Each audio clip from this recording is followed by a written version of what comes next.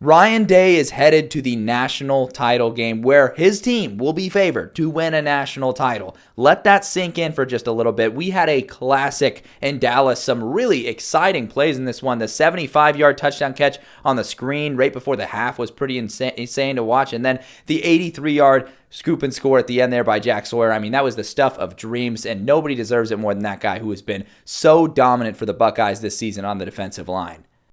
I didn't hate the way Texas played in this football game, though. I thought they came out with the right game plan and were playing pretty well. I mean, they were limiting Jeremiah Smith. They were limiting Emeka Egbuka. They opted to go for the cornerback 2 safety over top on Smith, and then Egbuka is where they put Jahdae Barron. So I thought it was a pretty nice strategy executed defensively by them, and then offensively, they did the best they could with how hot this Ohio State defensive line is playing right now. I thought they were still serviceable offensively, and they were in the position there at the end to tie the football game up. So you can't really knock how Sarkisian and Texas showed up in this football game, especially considering how much of a buzzsaw Ohio State is right now. They're just the hottest team in the country, and it feels like anyone that gets in their way is just getting squashed.